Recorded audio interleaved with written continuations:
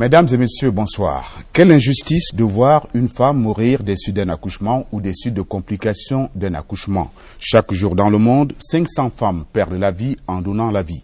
Perdre la vie en donnant la vie, c'est aussi le paradoxe que subit toutes les 2 heures au Cameroun une femme. Alors, pire, le ratio de la mortalité maternelle est passé de 669 décès pour 100 000 naissances vivantes en 2004 à 782 en 2011. En somme, malgré les efforts consentis par les pouvoirs publics, la situation ne s'améliore pas.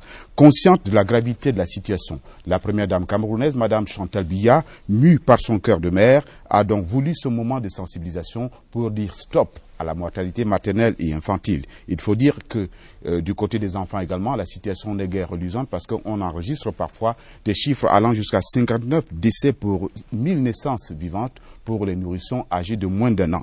À l'initiative des synergies africaines, la CRTU organise cette table ronde pour établir le meilleur diagnostic, relever les causes, identifier les solutions concrètes pour réduire concrètement la mortalité maternelle et infantile au Cameroun. Pour répondre à la question, quels défis et quels enjeux, nous avons autour de ce plateau 4 panélistes de haut rôle. Bonsoir, Inara Kemi. Good evening, Joseph Clement. Good evening, televiewers. An alarming situation there as disclosed by Joseph Clement Ungba concerning maternal and infant mortality. Tonight, we're concerned with the reduction of maternal and infant mortality in Cameroon. According to the WHO, maternal death can be direct or indirect. Direct in the sense that it is the result of a complication of pregnancy, delivery, or management of the two. By indirect maternal death, the WHO is referring to pregnancy-related death in a patient with a pre-existing or newly developed health problem unrelated to pregnancy, such as a sickle cell woman being pregnant, cardiac patient, or stroke, just to name a few. Countries with a maternal mortality, according to WHO, also have high infant mortality.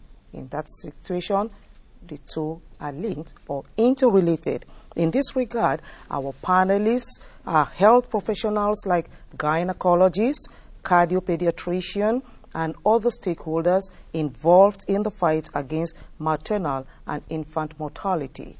It should be recalled that this roundtable discussion is a prelude to the launching of a special publication on African synergy to commemorate 10 years of the existence of this Pan-African Association initiated by Mrs. Chantal Biya, to which she is the founding president.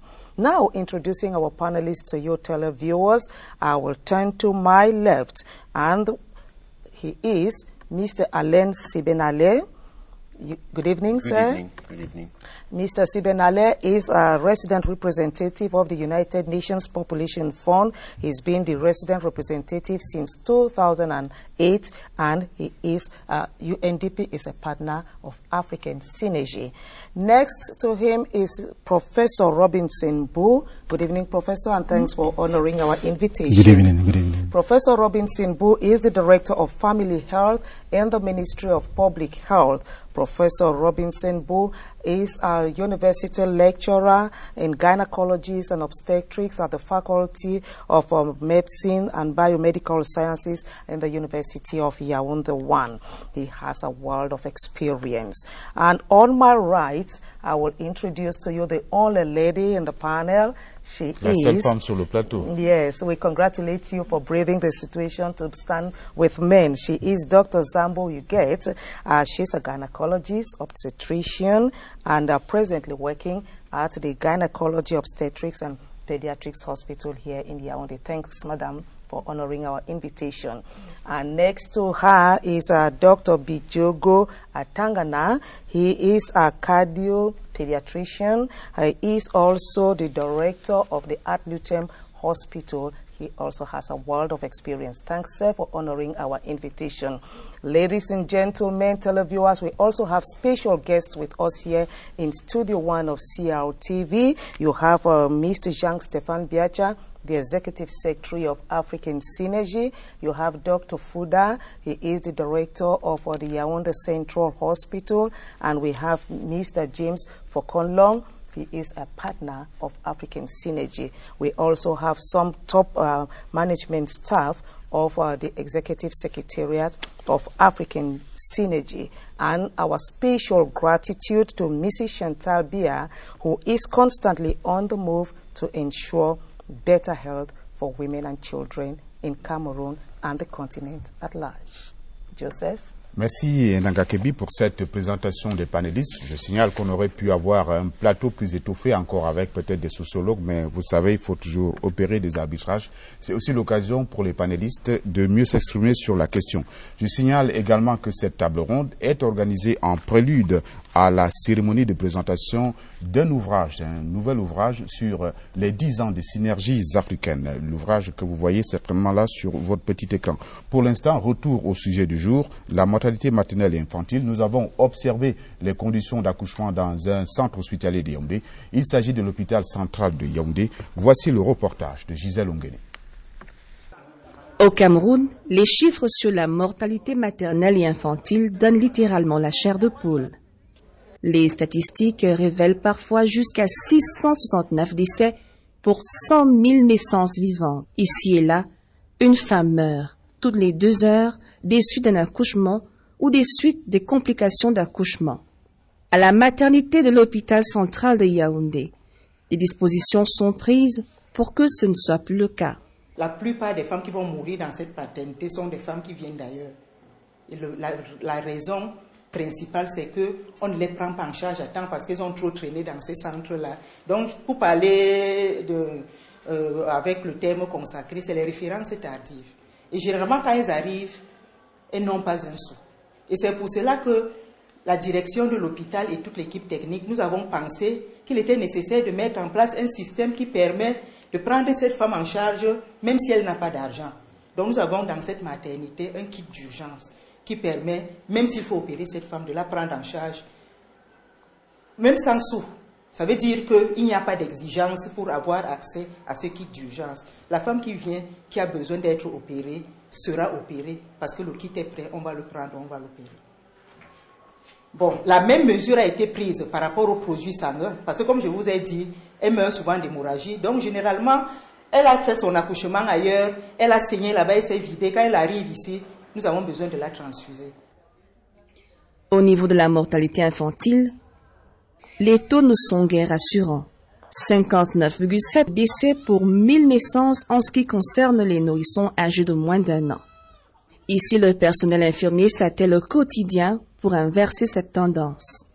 Nous recevons les bébés de la naissance à 7 jours, dont les mamans ont accouché à la maternité principale. Quand la sage-femme a terminé l'interrogatoire, on passe la fiche au pédiatre. Le pédiatre examine le bébé. Il remplit sa fiche. Si le bébé est malade, on le refait immédiatement à la fondation. S'il n'y a pas de place à la fondation, ils vont dans un autre hôpital. Si le bébé se porte bien, le mardi ou le jeudi, on vaccine le bébé. En Afrique subsaharienne, le risque de mourir pendant la grossesse ou lors d'un accouchement est 300 fois plus élevé que dans les pays industrialisés. Et à l'hôpital central de Yaoundé, les commodités dans les salles d'accouchement permettent d'éviter le pire. Ici, c'est une salle d'accouchement individuelle qui offre l'opportunité à la femme d'être accompagnée par tout ce qu'elle désire avoir avec elle en pareil moment. Donc la dame est seule dans cette salle avec le corps médical et éventuellement l'époux ou un quelconque membre de la famille qui peut l'assister. Là, vous avez la table radiante pour réchauffer le bébé après la naissance. Ça, évidemment, vous voyez, c'est une table d'accouchement. Bon, là-bas, c'est pour la vidange des déchets et autres. On a cette petite lampe-là pour éventuellement suturer le col au cas où il y aurait une déchirure au cours de l'accouchement. On a le monitoring fœtal pour la surveillance de la mère et de l'enfant au cours du travail. Bon, évidemment, ça, c'est une couveuse au cas où le bébé est prématuré. En attendant qu'on l'envoie au centre mère-enfant où nous référons tous nos bébés prématurés, on le garde au chaud dans cette couveuse. En fait, notre maternité est répartie de manière théorique en 2 sous-cliniques. Il y a la clinique A et la clinique B. Mais les services sont les mêmes. C'est juste pour des besoins de fonctionnalité que ça a été réparti comme ça, parce que le service des urgences est unique. Donc nous avons donc 2 salles d'accouchement communes et 2 salles d'accouchement individuelles. Évidemment, dans chaque salle d'accouchement, il y a le minimum pour faire un accouchement de qualité. Donc la table pour la mère, la table pour le bébé, le matériel pour la surveillance, le pèse-bébé que j'ai oublié de vous présenter de l'autre côté. C'est le minimum dont on pourrait avoir besoin.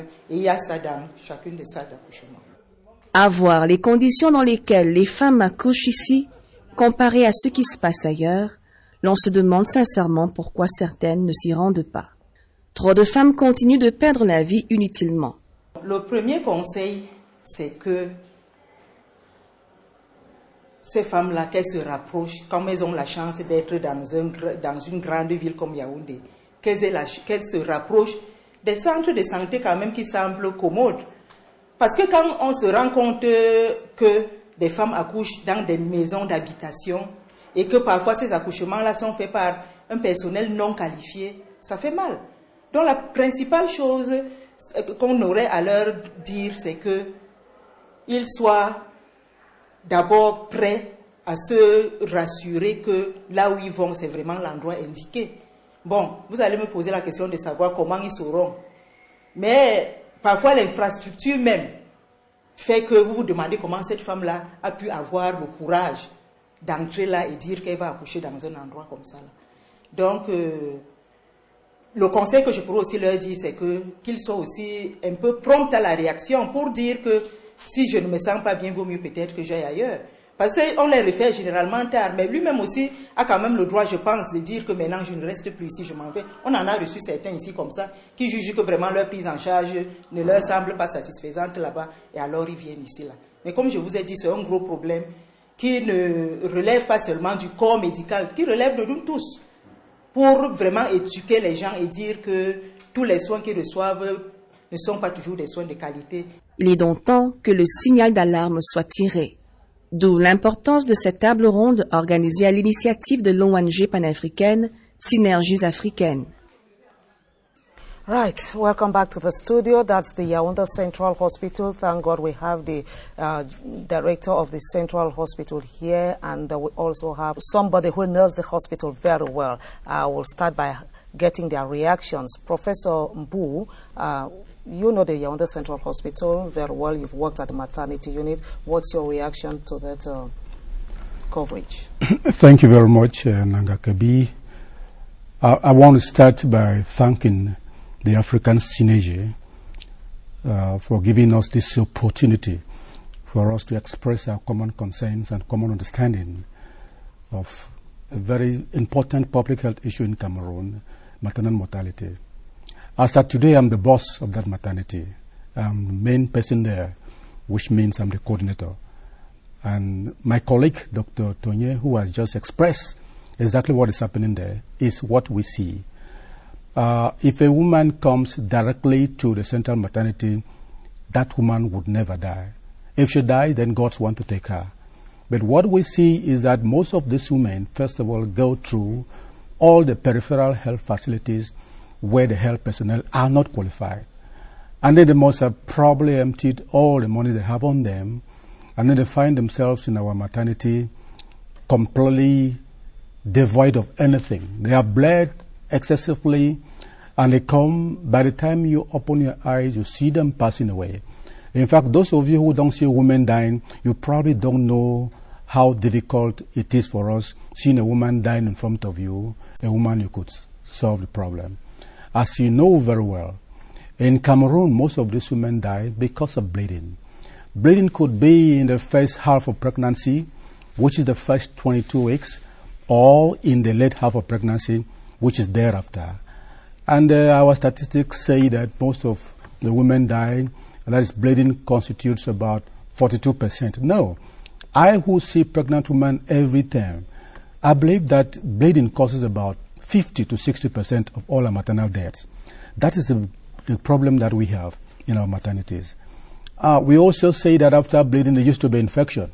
But with the advent of antibiotics, what we see now is a recrudescence of hypertensive disorders of pregnancy, the so-called pre-eclampsia and eclampsia. A lot of women die because of that. And if they came to a place like our maternity, believe me, we have the technicalities, we have the manpower, we have the know-how of averting all this maternal death. So what my colleague said is a truism of what we see every day with respect to women dying in front of us, and we can't do anything in as much as we have the ability to help them. Thank you very much, Professor Mbu Robinson. We turn to Dr. Huguette. Madam, you are of the Yaoundé Gynecology and Obstetrics Hospital. What's the situation out there vis-à-vis what you've seen on that coverage? Bonsoir à tous et merci de l'opportunité qui nous est donnée d'apporter un plus dans la lutte contre la mortalité maternelle. Je dois dire que la situation n'est guère différente à l'hôpital gynéco. Donc le plateau technique est là, les moyens sont là, mais le plus souvent les malades arrivent tard. Donc il faut faire le maximum pour sauver leur vie. C'est-à-dire il faut sensibiliser